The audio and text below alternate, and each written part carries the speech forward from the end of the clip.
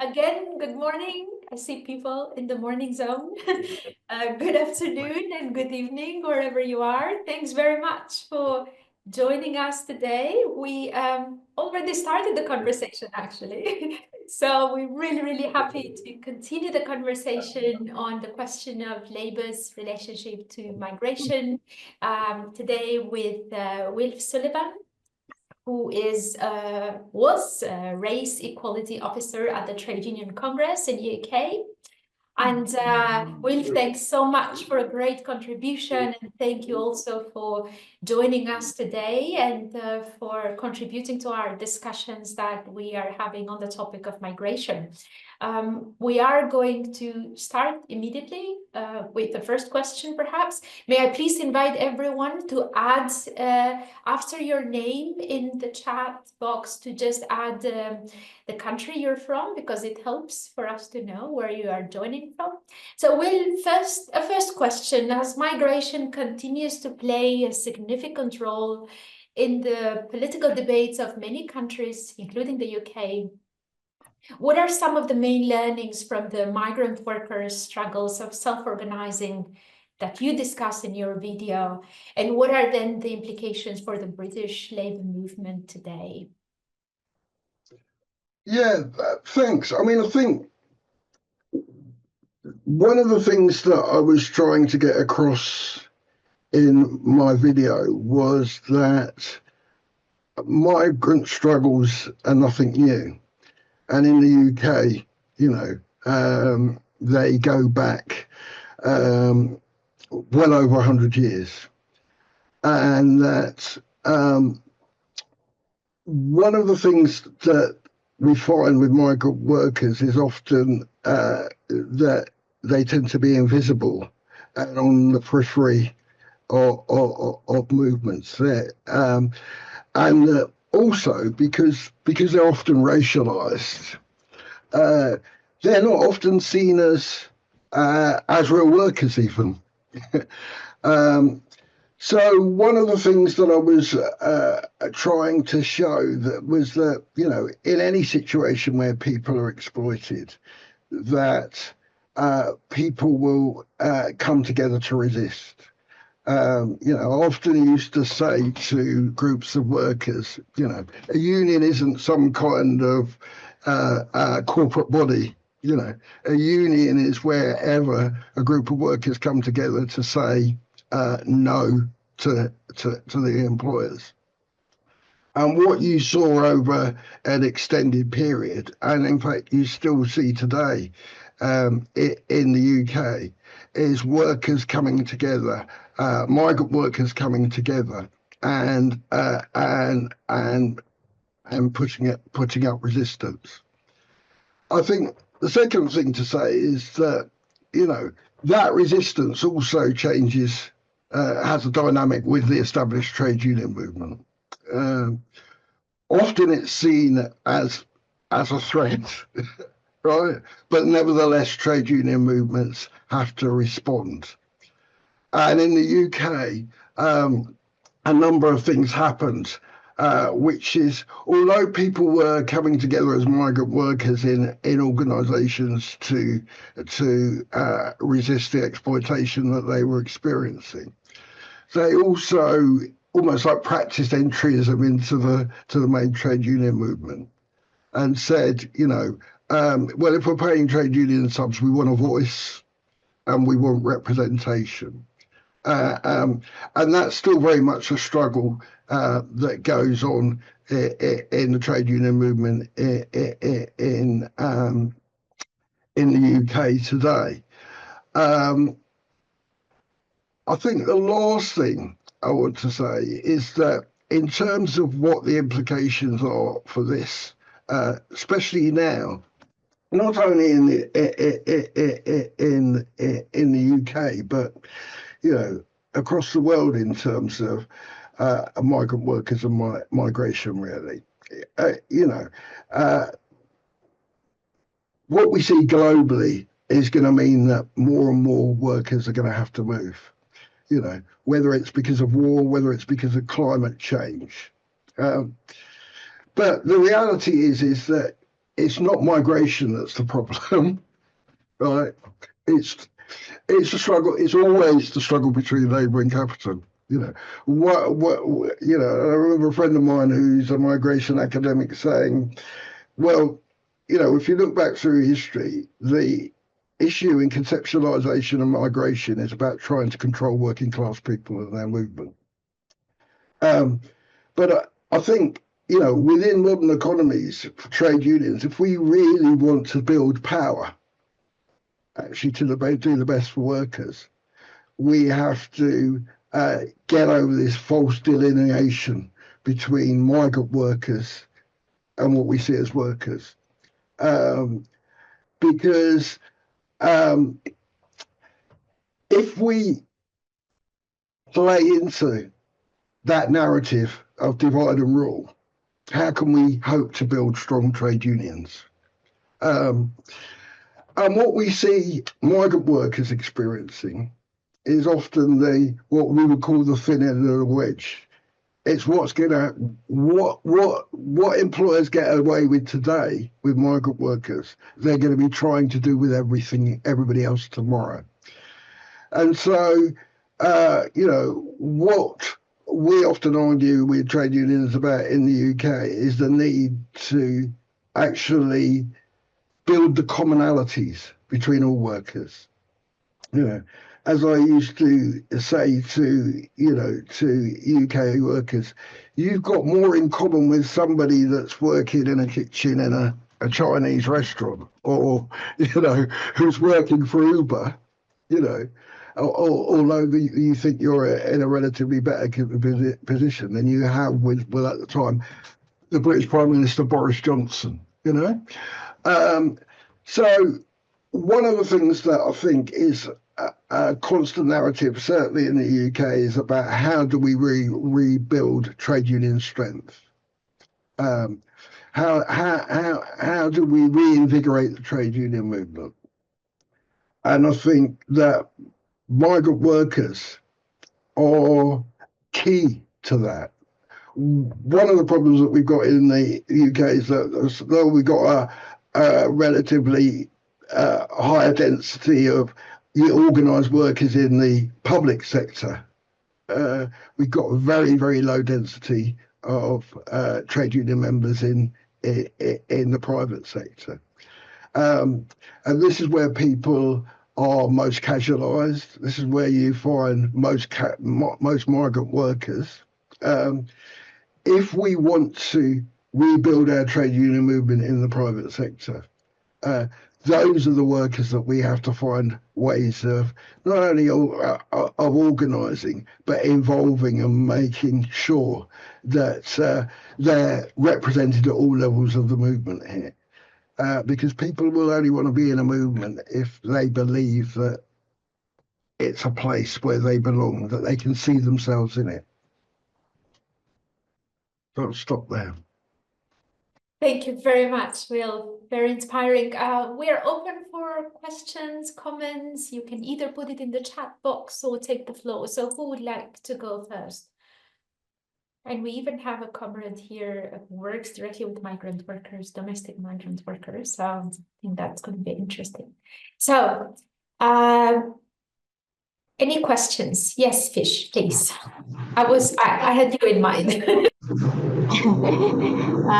Good morning, good day, good afternoon, good evening, everybody. My name is Fish. I'm a union organizer for domestic workers based in Hong Kong, currently Asia Regional Coordinator for the IWF, the International Domestic Workers Federation. So I've been organizing local domestic Fish, we are losing you, so can you please keep the microphone tight to your, close to your okay. So okay, I hope this is better. Go ahead. Hello. Yeah, okay. So I'm saying that I'm a union organizer for domestic workers based in Hong Kong. I started organizing local domestic workers and migrant domestic workers with different nationalities. Before, when we still had the HKCTU, the Hong Kong Confederation of Trade Unions. So you can imagine I'm kind of like a bridge between the migrant domestic workers leaders, the issues, and the local domestic and also the local general workers. So from time to time, we often come into some dynamic or kind of conflict. The local workers kind of having more protectionist thinking, and also the government kind of promoting, and employers are promoting to have migrant workers. I'm not talking about domestic workers, but for other migrant sectors, for example, migrant drivers, migrant driving workers, the drivers, the construction workers, and the care workers in the private elderly homes. These are the sectors that we will have migrant workers, and the local general workers from time to time will have conflict thinking between the freedom for migrant workers to work, while the importation program having migrant foreign workers will bring them in with cheap labor, and then the local workers will feel they are the one who will, first of all, they feel they will take away their job opportunities. Second is to reduce the working condition, meaning lower paid and long working hours, etc.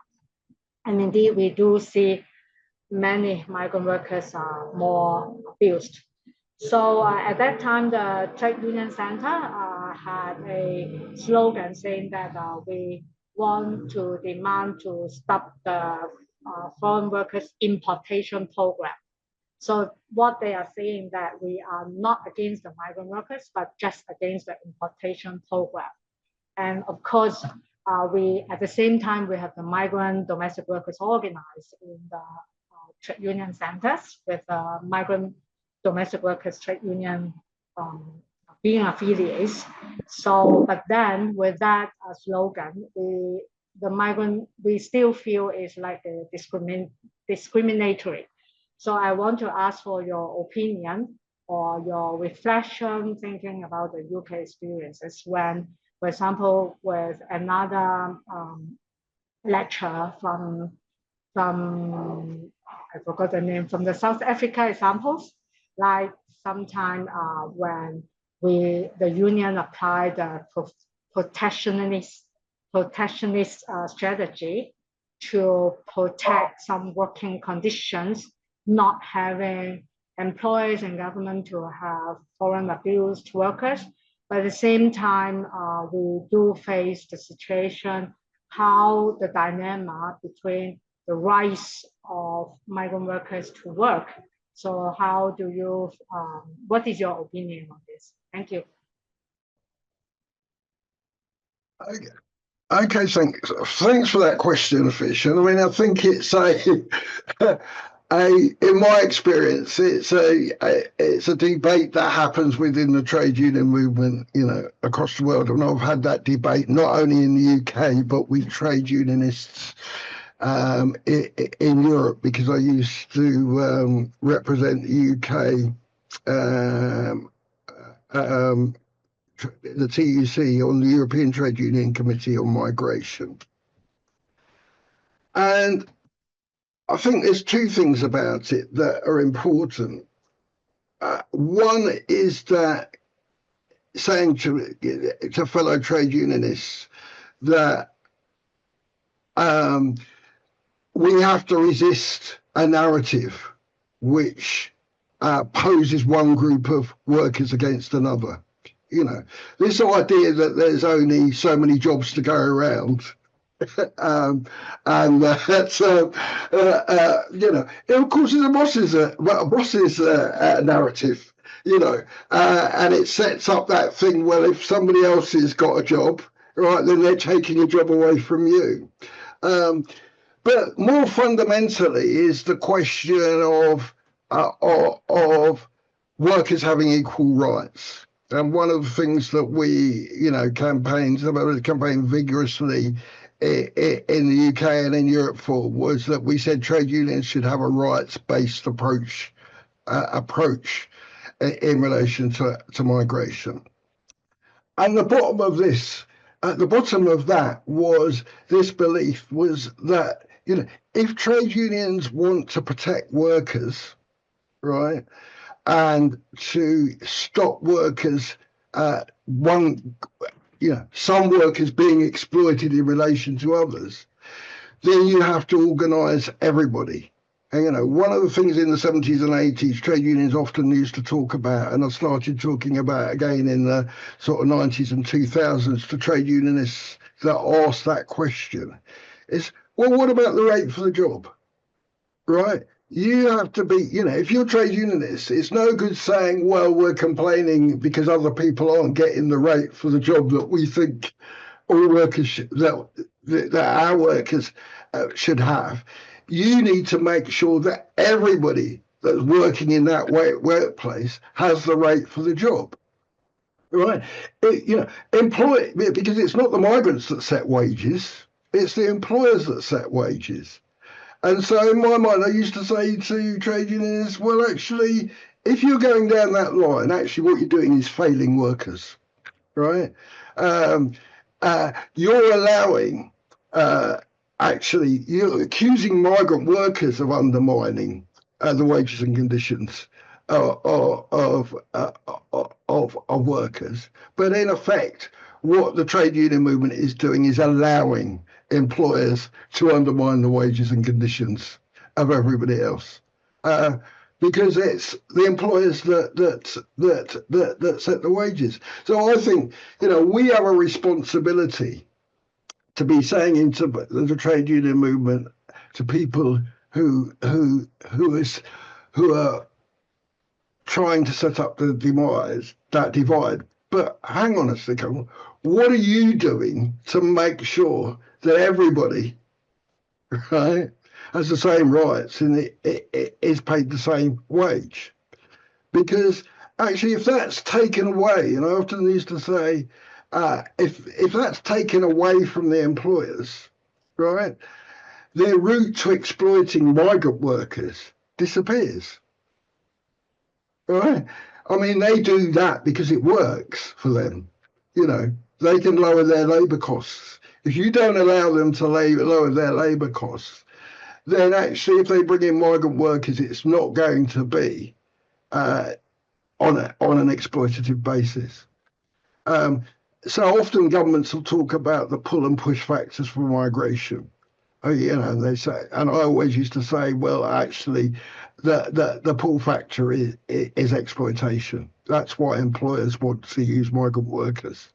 If you remove that exploitation, then it isn't an issue about whether or not migrant workers are coming into your labour market anymore. Thanks very much, Fish, for the question. And please do come back if there is anything else that you want to follow up. Meanwhile, we have Joanne. I'm not sure whether I pronounced the name properly, that has raised a hand. So, John or Jean, or I'm not sure. Thank you very much. It is Joanne. I hope you can hear me well. I can hear you.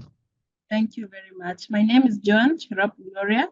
I work at the Kenya Union of Domestic Hotels, Educational Institutions, and Hospital Workers, KUDHEIHA, in Kenya. I work at the Department of Domestic Workers, where we organize and we represent them in terms of issues and disputes in their workplaces. So I have two questions. And first and foremost, I'm glad to join this kind of conversation because we learn from such conversations and we see what different things people are doing there, other comrades are doing out there that we might borrow from or we might want to learn from so that we can push forward this solidarity thing together. So my question is, sometimes this year we saw and hear from the news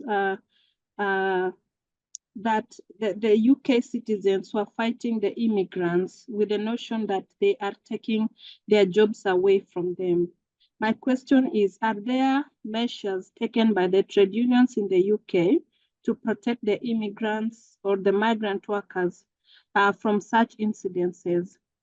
And my second question is, early this year also, I think it was March thereabout, we saw some rules changing for the migrant workers who come to take the care jobs in the UK, that they're no longer allowed to come to migrate with their families.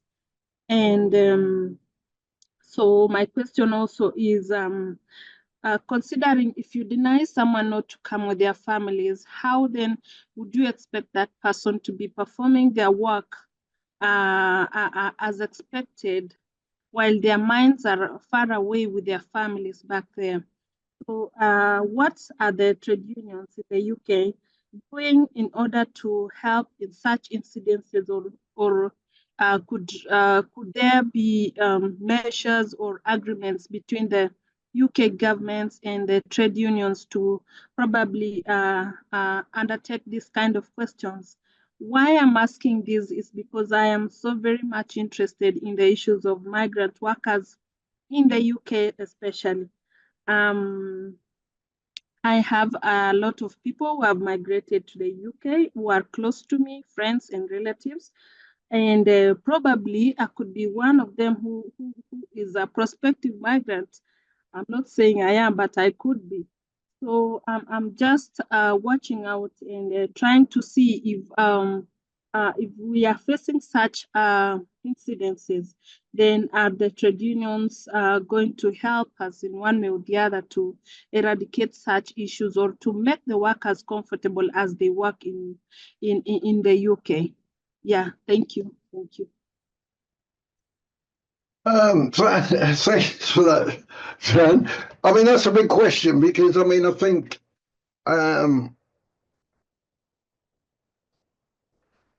the idea that migrant workers are taking the job of jobs of indigenous workers is a long-standing political right-wing political frame, right? That is used to create division, right? And I think. I have to be honest and say that that has been a dominant feature of British political narrative for as long as I've been alive, right? And I'm in my 60s, right? And what we've seen over recent years, I think, is an increasing use of the issues of migration from right-wing politicians, and that's almost like poisoned the political debate. And I think one of the things that I have to say in the UK over the last 30 years is that what has been created is a legal and a regulatory framework for migrant workers, which is hostile. And in fact, we call it the hostile environment, where in my lifetime, what I've seen is the growth of different rights for different groups of people. Now, about the trade union movement, I mean, it's true to say that the trade union movement in the UK has probably opposed every piece of domestic migration and nationality legislation that has come from either government. But I think it's also true to say that because many of the workers that we're talking about, and domestic workers are a good example of the UK, aren't part of the mainstream trade union movement. And that's not to say that some of them aren't in trade unions, but often they're in almost like workers' associations that are adjacent to the trade union movement. Many of the issues, the practical issues around that cause problems for migrant workers much to my frustration over 20 years, haven't really been taken on by the trade union movement in the way that I believe that they should have. Because I used to say to trade unions, these are collective bargaining issues. They're not about individual rules for in relating to individual migrant workers. But I do think that's starting to change. I mean, I don't think you're going to see any, one of the things about family reunification and the ability of people to work in a country like the UK with their families is part of an approach to migrant work, which is not just doesn't just relate to the UK; it's across Europe, and it comes from this idea of managed migration, and almost like people come to work in your country, they're just like guests, I always used to say that, well, migrants are treated just for their use value. And once they're used up, they're expected to disappear again. But nevertheless, and one of the problems, for years I was arguing within the trade union movement that this managed migration approach, which was very much a new Labour approach back in the 90s, was fundamentally opposed. I was fundamentally opposed to it because I think it undermined the values of trade unionism. But nevertheless, I think trade unions are now in the UK beginning to come round to the need to be starting to take some other action about these issues, because they're really starting to affect an awful lot of members. If we want to talk about things like visa fees, about people, having to, pay insurance for healthcare, about issues like the fact that the government are just proposing to increase the minimum amount that you have to earn as a skilled worker to be here. These things are beginning to have significant effects on large amounts of people that are even in the mainstream trade union movement. And I think trade unions are beginning to understand that actually, as I used to say, these issues, they're not migrant worker issues. Yeah, they're mainstream issues about how workers are regulated in the workplace. And, if trade unions aren't taking action and trying to make sure that workplaces are regulated in a way that are advantageous to workers, then why should people join? Yeah, and we read in the chat box also the comment from Fish that is echoing kind of the same approach to migration, actually even much more strict in terms of migrants being considered just temporary in a particular country. But we have Comrade Gifford. Go ahead, please. Hi, I'm Gifford from the US. I live in San Francisco, where a lot of the tech companies are inventing new, I think I'd call it platform work, where apps and algorithms kind of define the pace of work. And in your video lecture, you mentioned in the UK, these kinds of new industrial or new work forms are often, the workers are often immigrants who work precarious jobs. And you mentioned things like food delivery. And I'm vaguely familiar of the Deliveroo strike in the UK. Could you talk a little bit about new forms of organizing? Because the work has changed. Our methods of organizing also have to change. Could you make some comments about how you see migrants taking new forms of organization? Thank you. Yeah. I mean, that's an interesting question for me, because I think what I see in the UK is migrants going back to very old forms of organising. But actually, because we've forgotten our history,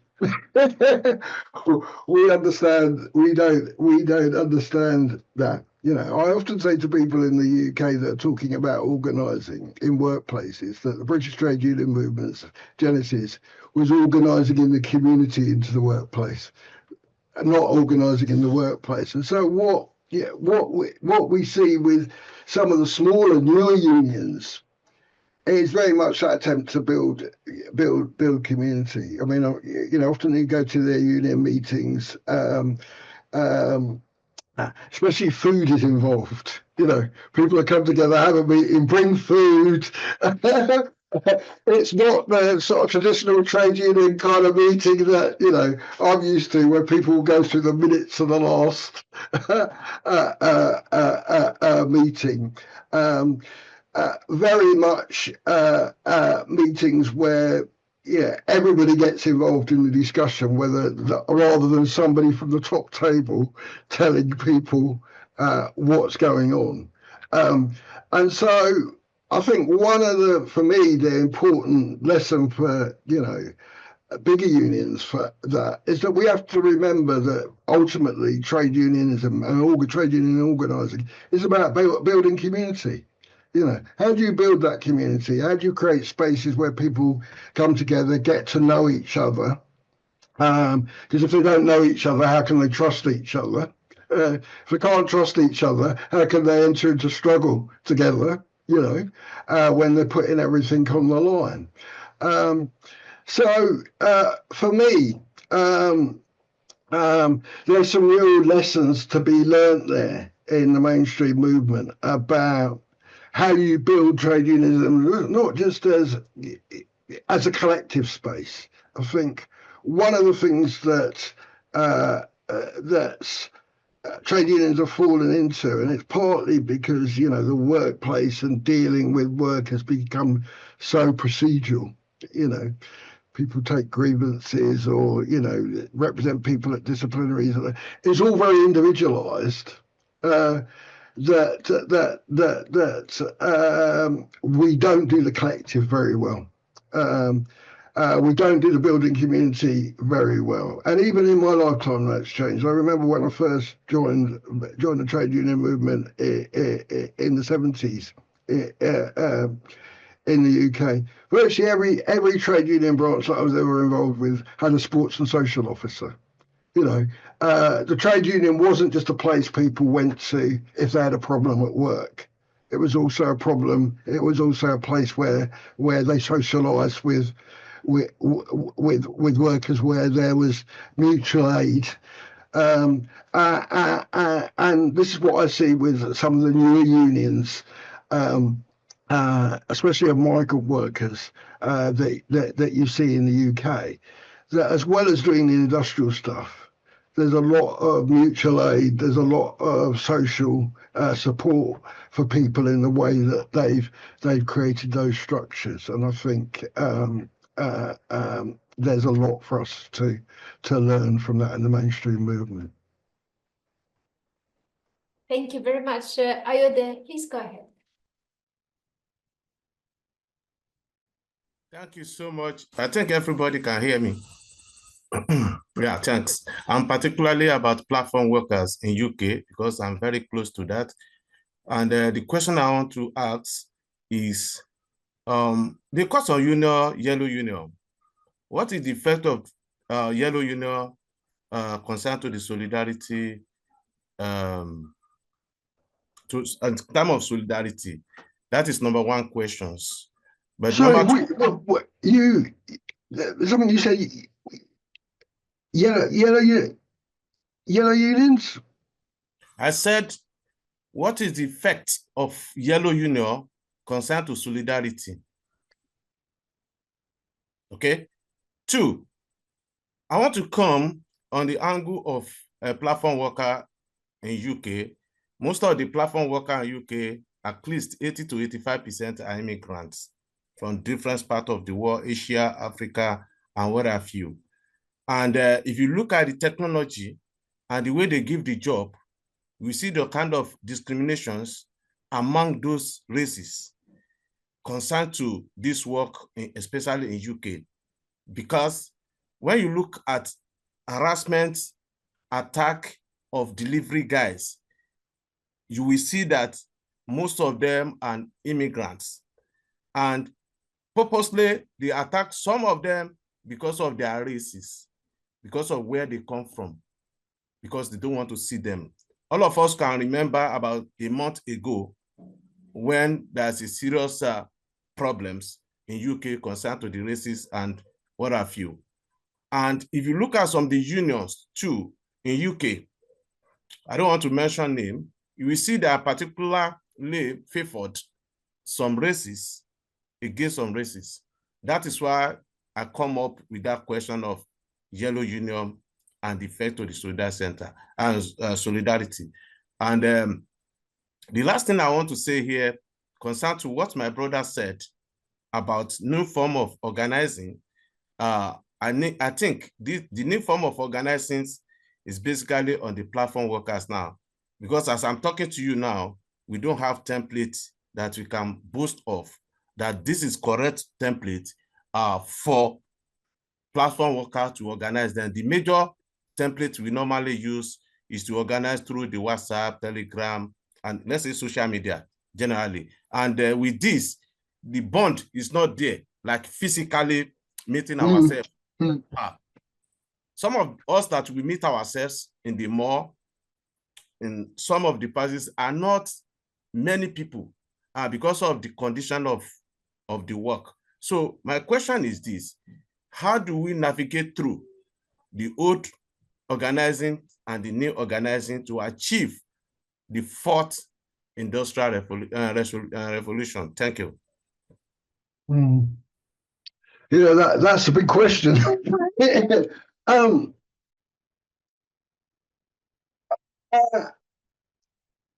Let me just start off actually with the second point you made about migration and racism, right? I mean, one of the things in the UK that politicians have tried to say is that issues around migration and issues around race and racialization are two completely different things, right? But I've always rejected that notion that they're two different things, right? You know, migration, the debate around migration in the UK has always been a debate around race, right? And you know, and the purpose of that narrative is quite simply to divide workers. I used to say in speeches in the UK about the purpose of racism, you know, in the labour market, was not to oppress black workers, but make white workers feel that they had more in common with the bosses than with their fellow workers. And you know, that narrative around race and migration in the UK is deeply ingrained into the sort of political psyche and the political narrative. And so obviously, you know, it really does have an effect on the way that migrant workers are seen, they're regulated and they're treated.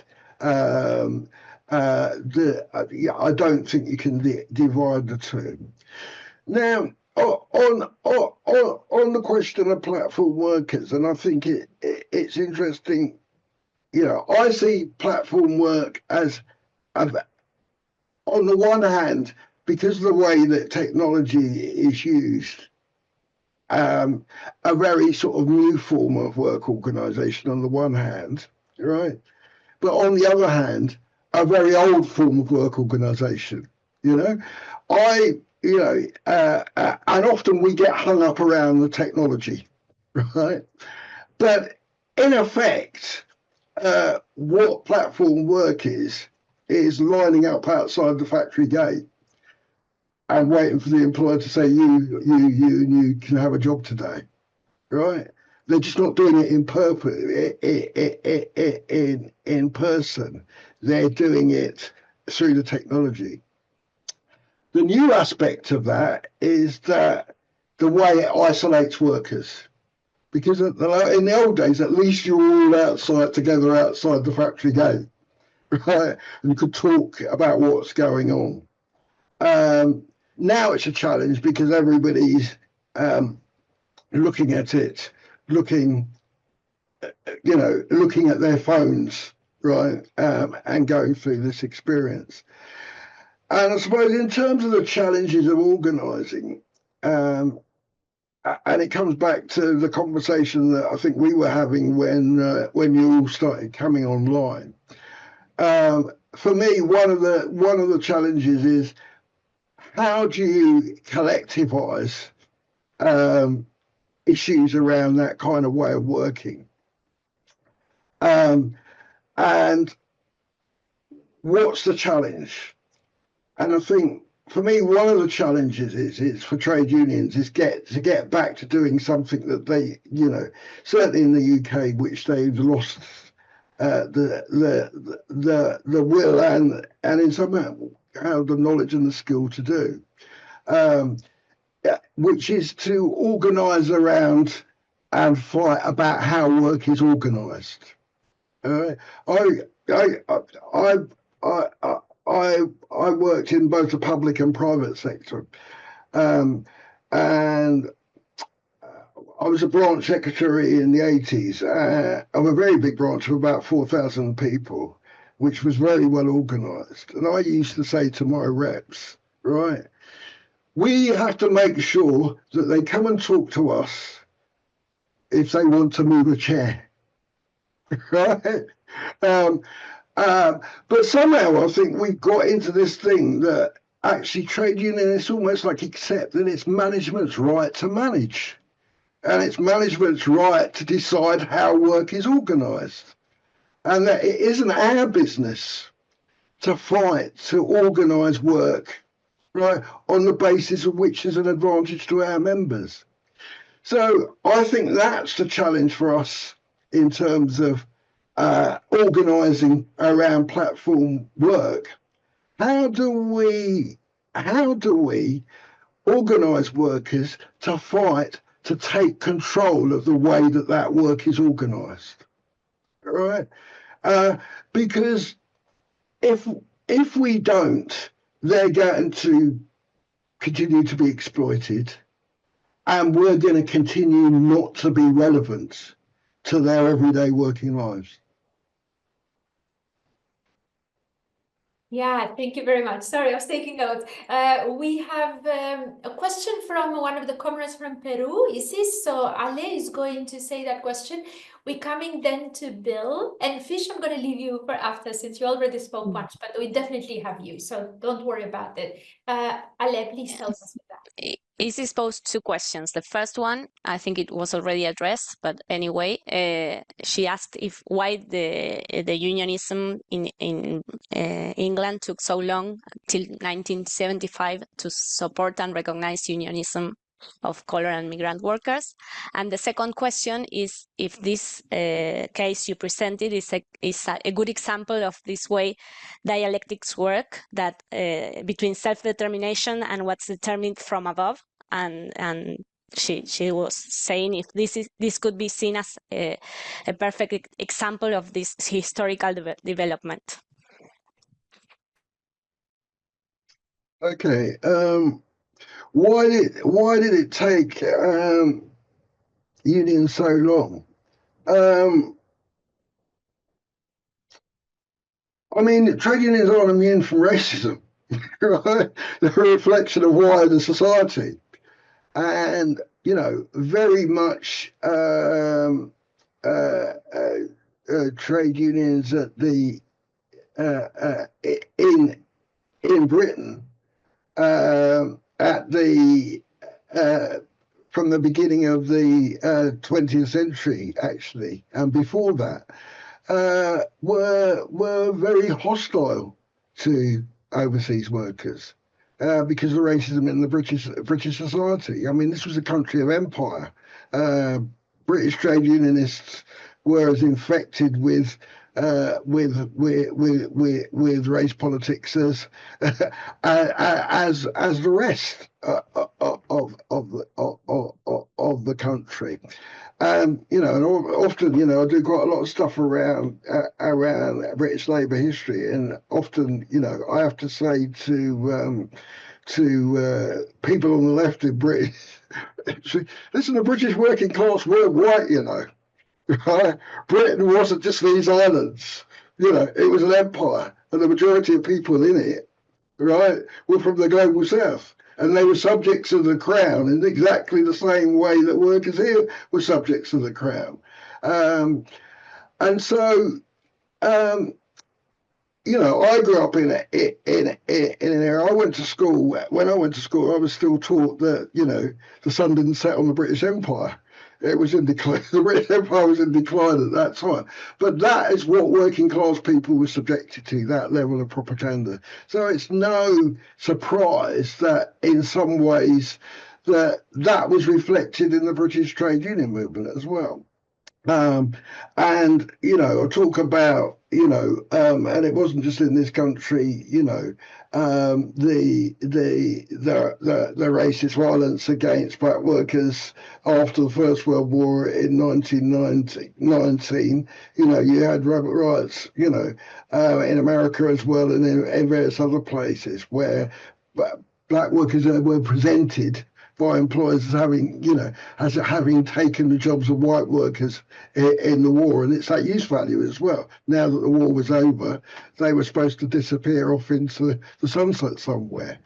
And there were fierce battles within the trade union movement from progressive people on the left about that.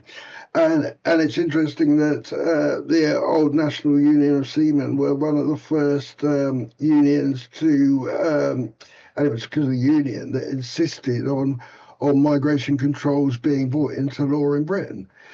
So the change in 1975 wasn't because the British trade union movement necessarily changed. It's because black workers had organised to force the change, right? And I think, that's the point about the second part of the question, really. Change doesn't come unless people organise and force that change. Nobody will sit around and say, well, we think we should change this because it's good for those people, or it's good for everybody. And I have to say that within the British trade union movement, that victory hasn't been fully won. This is still an ongoing debate and fight.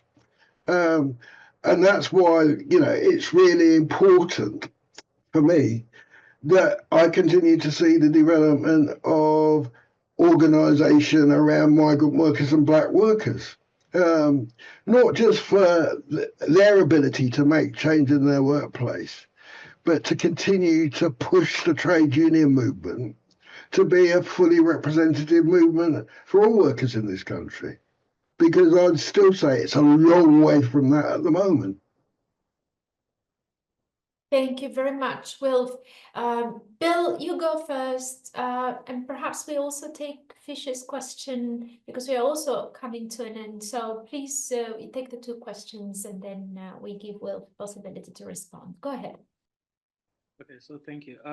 My question is still about the issue of race and migration, especially with the experiment of the UK joining the EU, which allowed free movement of people, and then leaving the EU a few years ago.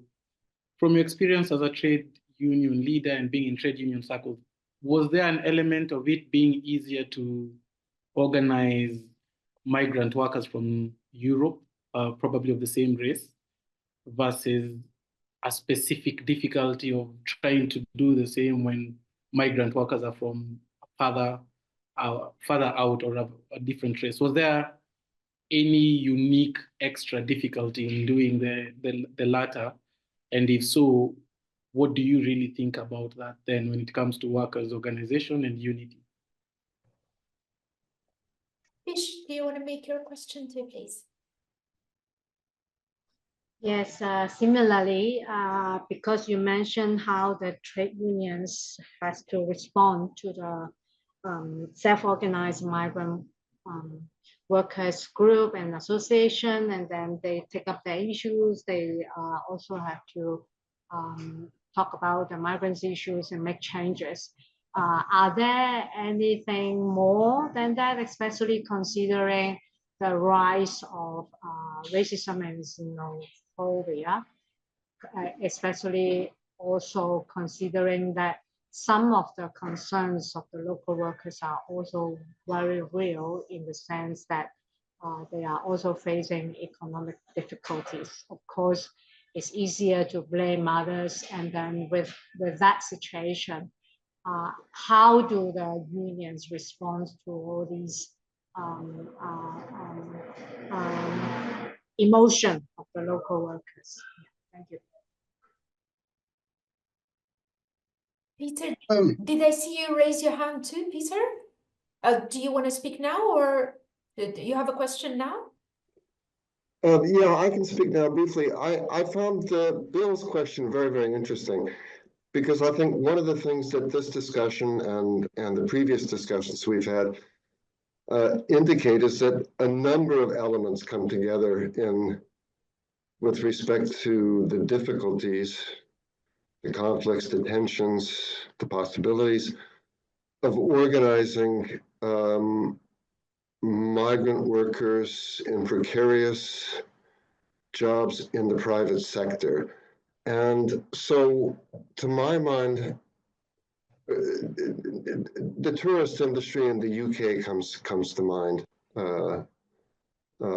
because that's one area in which I was involved professionally. London is a major tourist destination. Tourist revenue is extremely important for the UK. There's not a single organized hotel in all of London. And the workforce is primarily migrant, but they're primarily from Eastern Europe. They're from Lithuania, they're from Poland, they're from Hungary. They're not people of color. But it's simply not an organizing objective for the unions. And I think the same pertains in a number of other sectors. So it's the unions have, and it also comes into play with when you think about the question of platform work. These are areas of work which are difficult to organize. They're difficult to organize for a number of reasons. Questions of migration, the presence of migrants, the presence of people of color, misogyny, patriarchy, racism, all come into play. But it's part of a larger problem, which is that the unions in general are seemingly incapable of putting resources and making a priority out of organizing these millions of workers. So a class perspective has been lost. And you see that in some countries with respect to platform work, where unions have accepted the argument of the Ubers of this world, that these are not workers, these are independent contractors.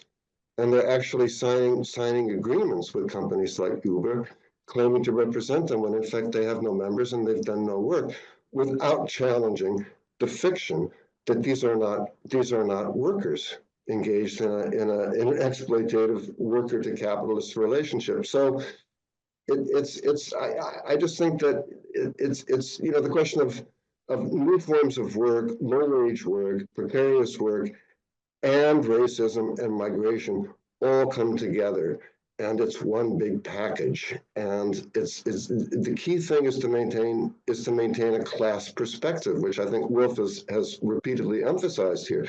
These are not migrants; these are part of the working class, the class which our organizations are supposed to be organizing to defend and to advance. So I just wanted to offer that observation, but it was in particular Bill's question that stimulated that.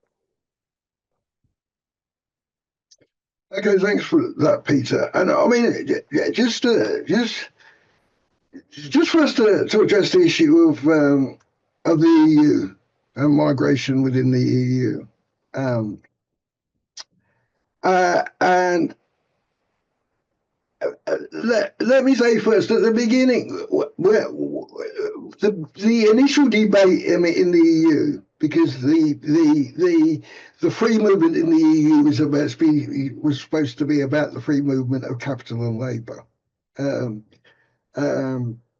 the initial debate in the UP in the EU was why wasn't Labour moving, and what they meant that by that was why wasn't European Labour moving, right? Um, um, because they had this conception that Brits and people from France and Germany would just apply for jobs in other countries, and there would be this wider European sort of labour market. And I used to say to people in Brussels, I don't know what kind of world you're living in, but why do you think loads of people are going to sort of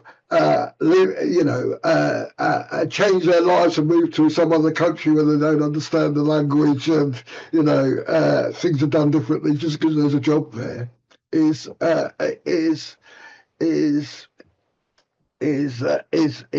not real. But at the same time, of course, you always had Fortress Europe, right? And actually, the attempt to control labour, not from only from outside Europe, but from racialized groups within Europe.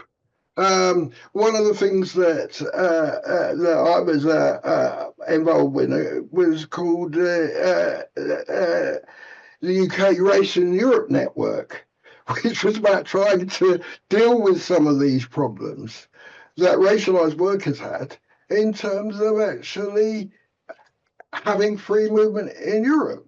It didn't matter the fact that I might have a British passport. I used to have games with passport control every time I went past across the channel to a trade union movement in Brussels, because they'd always want to be stopping me and asking me questions about whether or not I could be travel or whether I could really be working in Europe. So there was a racialized aspect of that as well. And of course, I talked before about the overall framework about racism and migration, in terms of the UK, and that was very much also a feature of the UK campaign by the Leavers to leave the European Union, and let's take back control. And it's like, let's take back control of our borders. It could always be like, let's make Britain white again. Not that it ever was. So that was always a feature and continues to be a feature of the debate around migration. And I always still say that migration is a human conception. All it means is people moving. Right? There's no such thing as a bloody migrant. What there are workers who move. Right? Right. And what capital wants to do, right, is have free movement of money and control the movement of labour so that they can exploit it and make more money. And that's what we're really talking about, right? We're not talking about the fact that people move. We're talking about how do you control people to be able to exploit them to maximise your profits. And so that's always the case. And in terms of the second question, in terms of, it's quite interesting. I hear this narrative about in Europe a rise of racism and xenophobia. From my perspective, what rise? Right? It's always been there, right? The only rise is the fact that it's being talked about, right? I often talk about in a woman who died not far away from me, a woman called Joy Gardner in the early 80s, who got raided by immigration officials and had 20 feet of tape wrapped around her head and suffocated in front of her 3-year-old child. Right? It's always been a hostile environment for black and migrant workers in the UK. Right? Yes, now we have, an increased dominance of right-wing politicians and neo-fascists getting into government. But the daily reality for black and migrant workers in the UK and across the world has always been to have to organise to fight both against racism and against exploitation. And the big political challenge has always been, how do you get wider groups of workers to understand that we're all fighting the same struggle? Right? Because ultimately that's the key. And the problem of trade unions in the UK and their failure to organise in the private sector, which has become a sector of service industries, one way or another, relates back to, I think, misogynistic and racist politics, where in the 1960s and 70s, industrial might in the private sector was very much seen as male and white, right? And that was the power basis in the private sector of British trade unionism. They ignored everything else. And when, of course, Thatcher came along and destroyed all of that, they didn't change in terms of how they organised, who they organised, because they still have this thing, and I say it still to British trade unionists, your conception of a worker is a middle-aged white bloke. That's your conception of a trade unionist. Yeah. Until you get that out of your head, you're not going to be able to respond to the challenges of organising in the private sector, because that is not who people in the private sector are. And in a lot of ways, you could argue that's who they've never been. It's just that the British trade union movement organised a particular sector of the private sector, part of the private sector in the factories and the mills, and they almost like ignored everything else. They ignored black workers. They ignored women, right, who were very much working at that time, right, in those scenarios. Well, I mean, one example for me always is the textile industry in the 60s, where Asian workers, Jewish workers, often women, I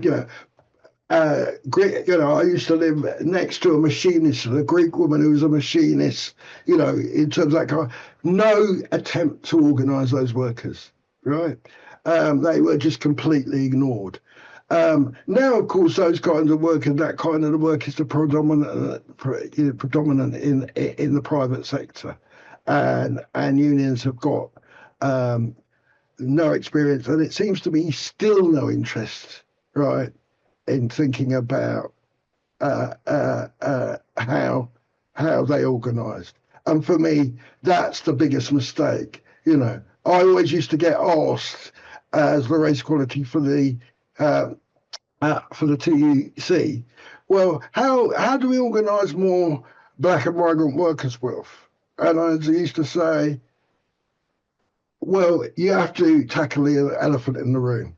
You have to tackle, why is it that you lot don't want to go and organise those workers where they are? And so I think that's still the biggest challenge for the British trade union movement. How do you get away from this obsession of merging unions to have bigger numbers, but in smaller parts of the labour market? And how do you get out there and actually start organising? And the last thing I'll say about this, because I know we're short on time, is that what you still see is a hostility to newer, often migrant-based unions. It's a historical thing. It's been going on for all the time. But when black workers and migrant workers come together and create their own unions, there's a hostility from the main established trade unions, and somehow either these organisations are going to undermine trade unionism in the country. And I remember having to say to some colleagues, because at one of my last conferences I organised for black workers, I invited some of these unions to be on the platform. And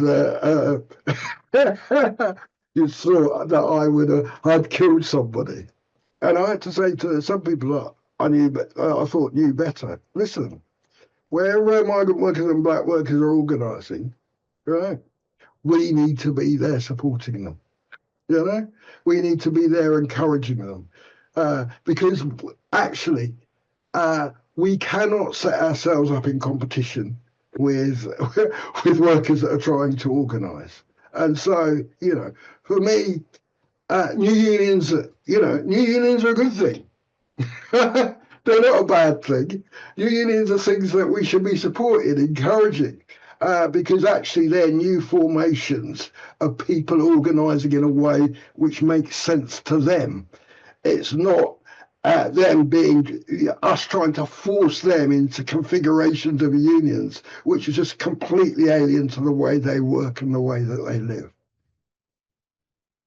Well, thank you very much, Will, for very inspiring self-reflections, very important reflections and self-criticism of the labor movement. And actually, that's really the point of this conversation, is that we look at these issues also with self-criticism. Very, very important. I think the question of class, and I think the way you also formulated about organizing in communities, the emphasis on the collectivism of workers, these are all very important.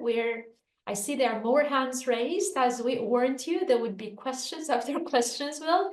But we're going to wrap up for the moment. There were many interesting comments in the chat. I'm sorry we couldn't read all of them. Sergey, thank you very much for all you wrote there, and everyone else. And we are meeting tomorrow to continue this conversation. And even though we are fully aware we'll never be able to end it, but this is just one more contribution. So thanks again, Will. Thanks everyone for joining.